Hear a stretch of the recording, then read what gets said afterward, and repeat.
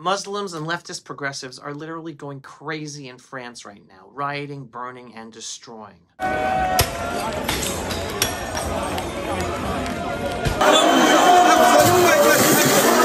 Why? Because the political left looks like it's been defeated in French elections. Why? Because French people are waking up and seeing how France is being destroyed by a growing Muslim population that is not interested in being French, but in destroying France as we know it. And it has been allowed to do this because of the leftist political parties and their policies. Yet, what headlines do we see in the press? We see this. French election riots break out as Paris descends into chaos after a far-right party leads first round. And like this, shops are boarded up amid fears of left-wing riots as far-right wins first round of French elections.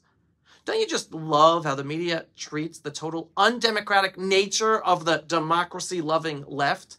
They report it as if the left and the Muslims have every right to riot and destroy their country because they are afraid of the far right, right? And then democracy and respect of democracy is thrown out the window.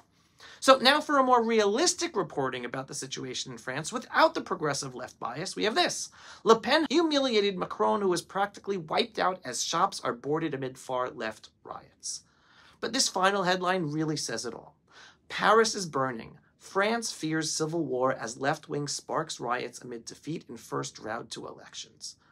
And Americans and all citizens of Western democracies should take notice. Because anytime sane political parties win elections that want to protect their countries from the growing red-green Marxist-Islamist takeover and violence of Western democracies, this is exactly how the left will react and create civil war. So America, beware. Even when Trump wins the US elections, American cities are going to burn and experience BLM Antifa-like protests on steroids. Just look how the left is reacting in Paris, in France, with fires, vandalism, and destruction.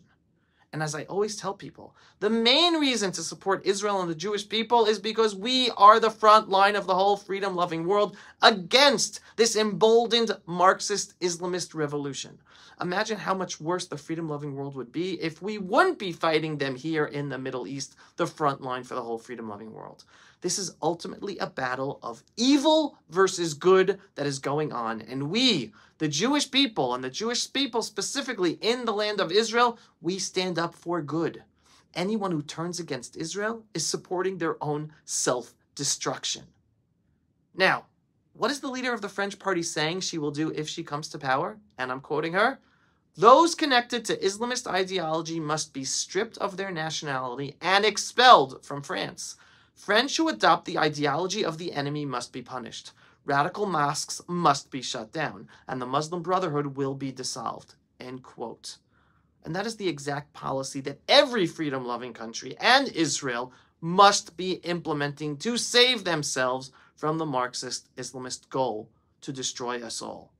And if anyone wants to see this already happening on a low flame in the United States right now, where you see this Marxist-Islamist partnership, just look at the pride parades in San Francisco and New York City, where they're screaming, "Long live the Intifada," supporting the destruction of Israel. From New York to Gaza. Was an intifada. Intifada, intifada. Intifada, intifada. Long live the intifada. Long live the intifada.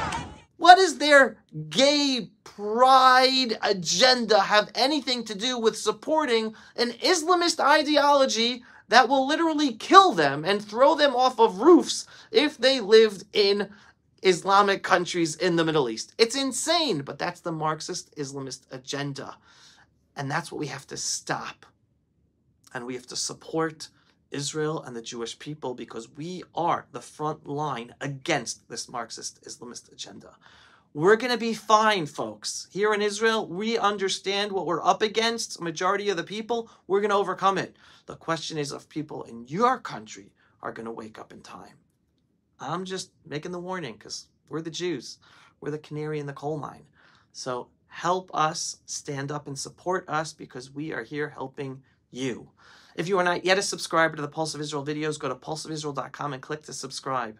And if you think that these videos and these messages must be seen and heard by other people, please go visit pulseofisrael.com and click on the donate button so they can be seen. Because Facebook and Instagram and social media and YouTube, they do not like our messages getting out there, and they stop them from getting out there, even removing our stuff every once in a while.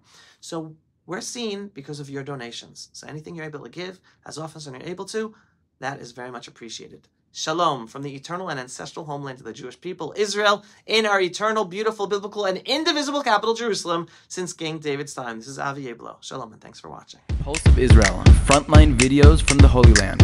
Support our work by donating today.